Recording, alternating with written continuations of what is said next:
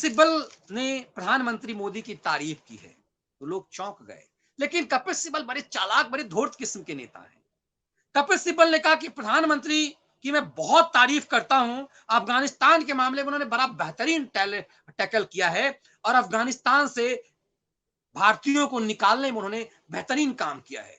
अफगानी हिंदुओं को, सिखों को भी वो लेकर के आए हैं। इसके लिए प्रधानमंत्री काबिल के तारीफ के पात्र हैं।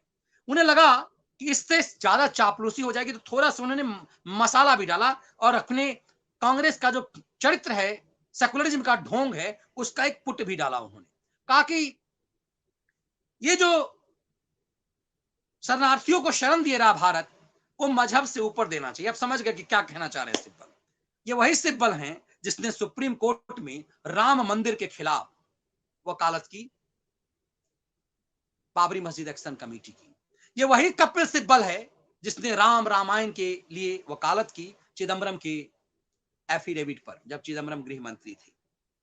कपिल सिब्बल का पूरा इस रूप में तो एक पॉलिटिकली हिंदू चरित्र के रूप में कह लीजिए तो क्या है, ये आप समझ सकते हैं। लेकिन कपिल सिब्बल को राज्यसभा सीट गॉन हो रहा है और ऐसे लोग संसद में, राज्यसभा की कुर्सी के लिए कुछ भी कर सकते हैं।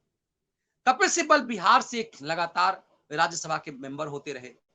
लालू यादव के चारा चोरी में उन्हें बचा नहीं पाए, 4 के 4 मामला में जेल भिजवा दिया और लालू यादव ने उन्हें राज्य का से इसीलिए भेजा कि कपिल सिब्बल मुफ्त में उनकी चारा चोरी का पैसा उनसे नहीं लेंगे और मुफ्त में उनकी वकालत करते रहेंगे।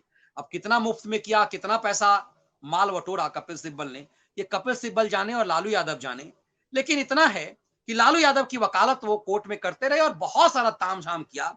इतनी सेटिंग तो हो ही गई थी कि लालू यादव को जब 2013 में सजा होने वाली थी, तो कपिल सिब्बल ही थे लालू के वकील के रूप में कि सुप्रीम कोर्ट पहुंचे और कहा कि इस जेल पर हमारा भरोसा नहीं है। ये एक वकील ही ये 3-5 करी, ये वकील, इसीलिए वकील, सुप्रीम कोर्ट के वकील और लोअर कोर्ट के वकील में ही फर्क होता है कि किस तरह से अपनी अदालत के अंदर उसकी अपनी जो पहुंच है उसके आधार पे, अपनी काबिलियत के आधार पे पूरा खेल कर सके। मैंने कई बार कहा, उस समय मैं प्रेस बॉक्स में मौजूद था।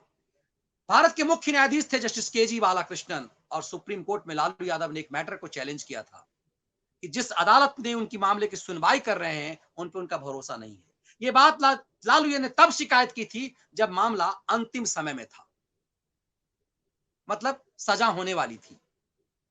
मतलब कि सुप्रीम कोर्ट यदि कह देता कि ठीक है आप अदालत बदल लीजिए, तो फिर से नए सिरे से मामले की सुनवाई होती। कपिल सिब्बल इसके मास्टर थे और कर्म कर चुके थे। कहा जाता है कि दस्तावेज जो फाड़ा था राहुल गांधी ने, उससे पहले लालू यादव के लिए सुप्रीम कोर्ट के रूल को कैबिनेट ने बदल देने का जो प्रस्ताव था, उसमें सिब्बल की भूमिका थी। तो कपिल सिब्बल की इतनी पैठ थी। उस कपिल सिब्बल ने हाल में डिनर डिप्लोमेसी की। G23 के मेंबर हैं कपिल सिब्बल और कपिल सिब्बल कह रहे हैं सोनिया गांधी से पिछले 1 साल, 1.5 साल से उनकी कोई मुलाकात नहीं हुई है, राहुल बाबा से मुलाकात नहीं हुई है, मतलब वो किनारे कर दिए गए हैं। लेकिन कपिल सिब्बल इतने हल्के व्यक्ति भी नहीं है कि कांग्रेस उन्हें दूध की मक्खी की तरह निकाल दे। इसीलिए सोनिया हिम्मत नहीं कर पा रही है कि सिब्बल को पार्टी से निकाल दे। तब भी जब कपिल सिब्बल ने अभी 1 महीने भी नहीं हुए एक डिनर पार्टी दी अपने जन्मदिन पर, 6 अगस्त को, महीने भी नहीं हुए हैं, डिनर पार्टी दी उन्होंने। 8 अगस्त को उन्होंने डिनर पार्टी दी और उस डिनर में ना सोनिया को बुलाया ना राहुल को बुलाया। कहा जाता है कि कपिल सिब्बल ने चुनौती दी कि पूरे विपक्ष में कांग्रेस का एक नया ध्रुवीकरण करेंगे वो और एक नया कांग्रेस की अगुवाई करेंगे और विपक्ष के साथ मिल करके एक नया संगठन बनाएंगे।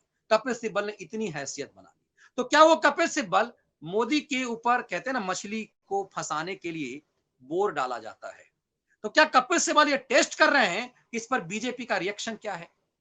क्या कपिल सिब्बल कांग्रेस से अब छुटकारा पा चुके हैं?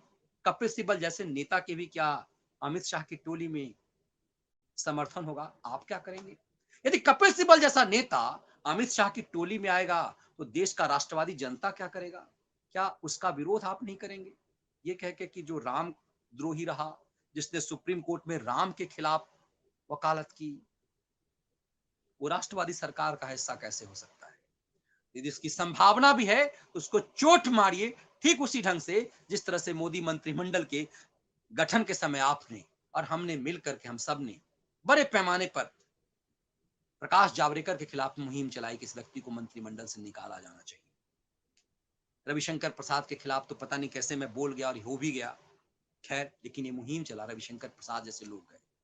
ये मुहिम चलनी चाहिए कि ऐसे लोगों की किसी भी हालत में राष्ट्रवादी सिस्टम से शामिल नहीं किया जाना चाहिए, यदि ये कोशिश भी कर रहा है तो। दूसरी, एक मुहिम लगातार हम सबको चलाना चाहिए, इस सिलेबस में बदलाव हो।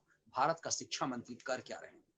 ये तमाम चीजें हैं, इसीलिए मैंने सिब्बल वाला मैटर उठाया आप सब तक, इस बात को आगे तक पहुंचाइए।